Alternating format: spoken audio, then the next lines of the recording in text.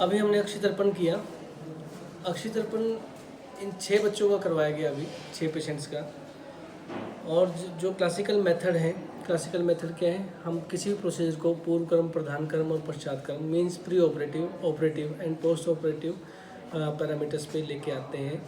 Procedure जो है वो स्टेप वाइज हम कंप्लीट करते हैं। तो इनके पूर्व कर्म जो हमने करवाए, पूर्व कर्म मीन्स प्री ऑपरेटिव प्रोसीजर्स, तो उसमें इसमें अभ्यंग और स्वेदन करने की आवश्यकता नहीं होती। अक्षि पे कभी भी स्वेदन नहीं किया जाता और अभ्यंग करने की वो पश्चात कर्म में हम करेंगे।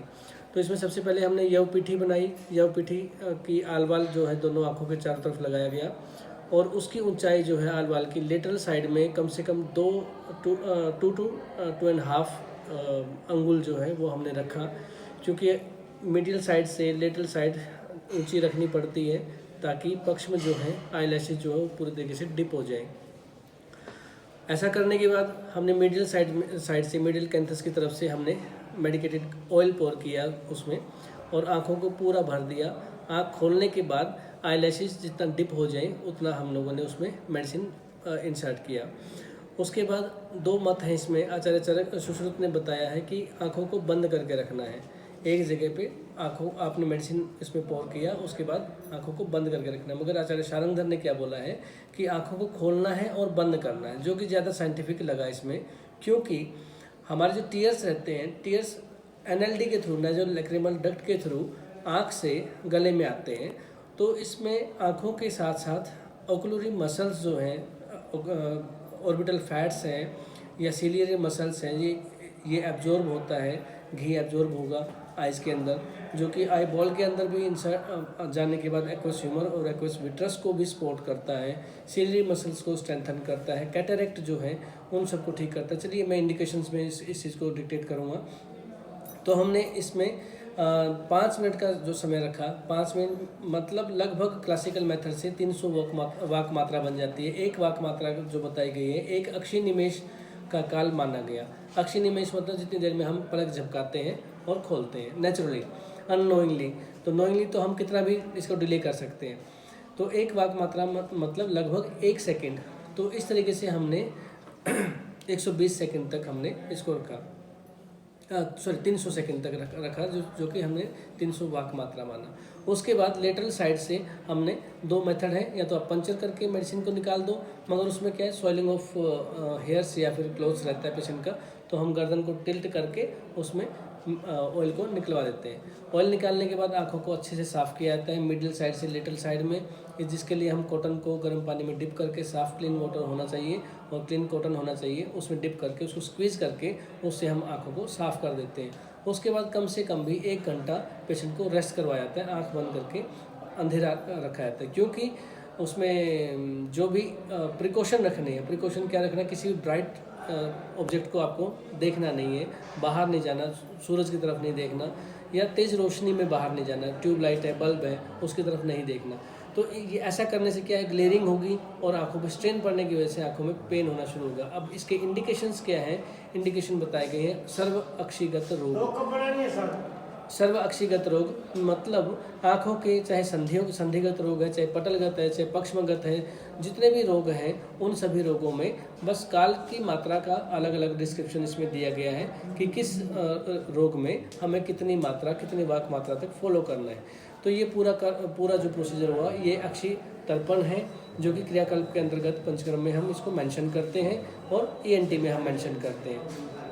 तो इसमें जो पेशेंट्स हमने लिए वो सारे के सारे हाइपरमेट्रोपिक थे, स्पेक्स यूज़ करते हैं जिनका नंबर ज़्यादा है आँखों का, और साथ में उनकी आज कंप्लेंट क्या थी कि ओकुलर पेन है, ठीक है, पीछे की तरफ आँखों में उनको पेन है, मैंडिबल रीजन में पेन है। और ट्रीटमेंट के बाद उनके रिव्यूज़ जो हैं आप 1 घंटे के बाद हम उनसे पूछ लेंगे कि जो सिम्टम्स थे उन सिम्टम्स में वो उनको रिलीफ हुआ कि नहीं हुआ, ठीक है। तो ये हमारा अक्षि तर्पण के बारे में डिस्क्रिप्शन था। कर रहे हैं जो क्रियाकल्प का सबसे पहला पार्ट है।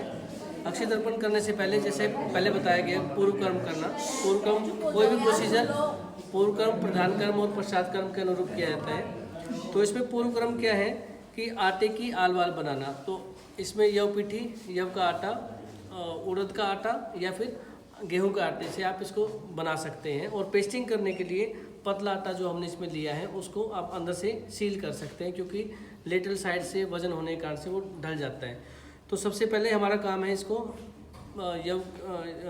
उड़द के आटे या गेहूं के आटे से आल वाल बनाना। तो ये आल वाल बन चुकी है, आल वाल बनी। अब इसकी हाइट जो है लेटरल साइड से ऊंचा रखना ज़रूरी है, क्योंकि दोनों में हम एक साथ करवा रहे हैं। तो मीडियल साइड ऑब्वियसली ऊंची रहती है बजाय कि लेटरल के। तो लेटरल साइड तक पूरा पक्ष में जो है आपके आई लैशेज हैं वो इसके अंदर डिप होना चाहिए, और डिप करने तक हम इसकी लेटरल वाल को ऊंचा रखते हैं। अब मैं इसमें मेडिसिन डालने जा रहा हूँ। तो जैसा बताया है कि कनिनिक संधि की तरफ से हम इसमें मेडिसिन पोर करते हैं। कनिनिक संधि means medial canthus, medial side. तो मीडियल साइड से मैं इसमें मेडिसिन डालूंगा। अब उससे पहले इसका टेम्परेचर जो आप ये घी देख रहे हैं, गाय का घी है।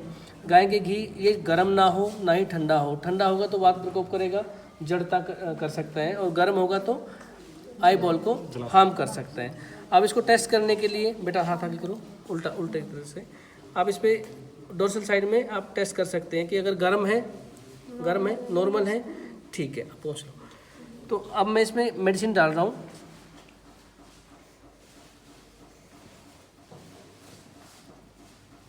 गर्म तो नहीं बेटा? No, sir.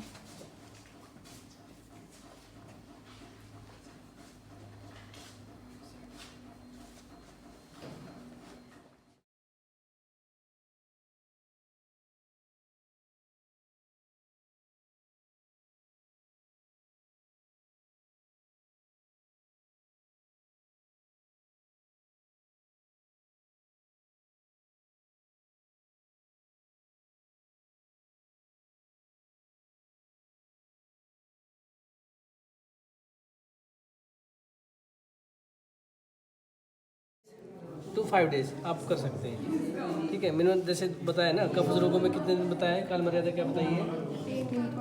कफज रोगों में 5 दिन, पित्तज में 3 दिन, और वातज में 1 दिन, ठीक है। तो अब उल्टा हो जाता है। अब आपको लगेगी वात प्रकोप है, तो वात प्रकोप में हमें ज़्यादा करवाना चाहिए बजाय कफ में। तो अभिसंधन को दूर करने के लिए, उसकी स्टिफनेस को दूर करने के लिए, जो कफ के कारण से है, आविलता जो आती है, उसको कम करने के लिए हम ज़्यादा दिन करवा रहे हैं, ठीक है। और 3 से 5 दिन या 7 दिन तक हम लेके चलते हैं। शास्त्रों में 5 दिन तक का वर्णन किया गया है। तो ऐसा रिपीटेडली आप बार बार, जैसे एक वीक में आपने 3 दिन किया या 5 दिन किया, तो उसको पूरा मंथ रेस्ट करवा के नेक्स्ट मंथ फिर से 5 दिन के लिए रिपीट करवा दो, ठीक है। अब इनका टाइम हुआ। तो इसमें क्लासिकल मेथड क्या बताया है कि अपांग संधि की तरफ से छेद करके मेडिसिन को निकाल दो।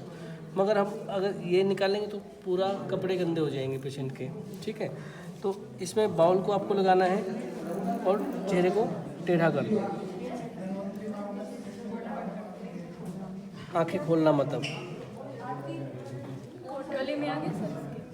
वो आज नहीं तो कल आ जाएगा।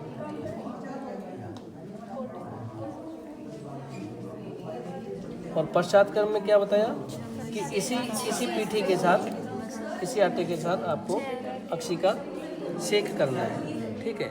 सेक, इसको क्लीन करो।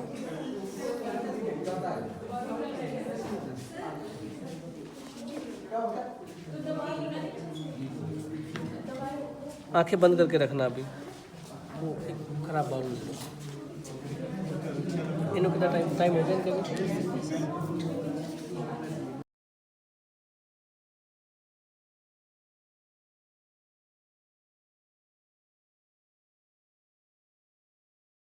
सर अब टेस्ट आ रहा है मुंह में घी का। बढ़िया। मैं नशे के स्टेप बता रहा हूँ आपको। नशे के लिए सबसे पहले अभ्यंग स्वेदन करते हैं। तो पूर्व कर्म जो है, पूर्व कर्मों में अभ्यंग स्वेदन सबसे पहले करना। आगे आ जाओ, नहीं दिख रहा तो एडजस्ट हो जाओ। इसमें नोज और अपना ये चिक्स पे, ठीक है। साइनसिस रहते हैं यहाँ पे, पैरानेजल साइनसिस, ब्लैंक स्पेस है, कफ है पेशेंट को, या ऑब्स्ट्रक्टिव कफ है, या साइनोसाइटिस है। इन सब केसेस में हम इनको यदि नशे करते हैं, वैसे तो रूटीन में आपको प्रतिमर्श नशे करना है तो कैसे भी कर लो, मतलब घी डालना है, ऑयल डालना है बस फेस पे, नाक में। मगर किसी भी डिजीज़ में यदि आप नशे कर रहे हैं तो उससे पहले सबसे पहले अभ्यंग और स्वेदन आपको करना चाहिए, पूर्व कर्म करने चाहिए। अब मैं मैंडिबल रीजन में मसाज कर रहा हूँ तो वो हाँ, कोई भी किसी भी मसाज करने में आपको मसल का ओरिजिन टू इंसर्शन लेके जाना है, डायरेक्शन आपकी सही होनी चाहिए, ठीक है।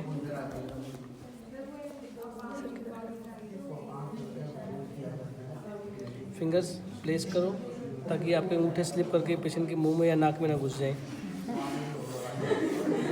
स्लिप हो सकता है भाई।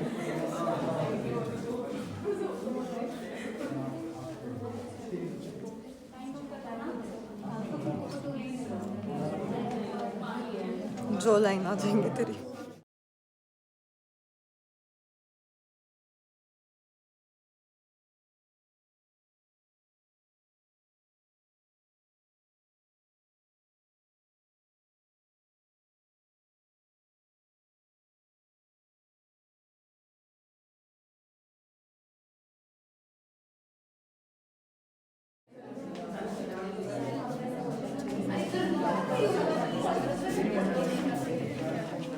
गर्म पानी के साथ कॉटन रखिए। नाक में डालती हूँ गोली जो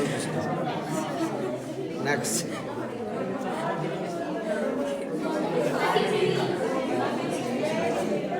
गर्म पानी, गर्म पानी। इसमें आप गुलाब जल भी यूज़ कर सकते हो। ये जो अभी गीला किया ना इसको, इसमें आप गुलाब जल भी यूज़ कर सकते हो। तो दोनों में से बेस्ट कौन सा है? गुलाब जल, गुलाब जल गरम करके? हाँ, हल्का सा गर्म पानी में रख के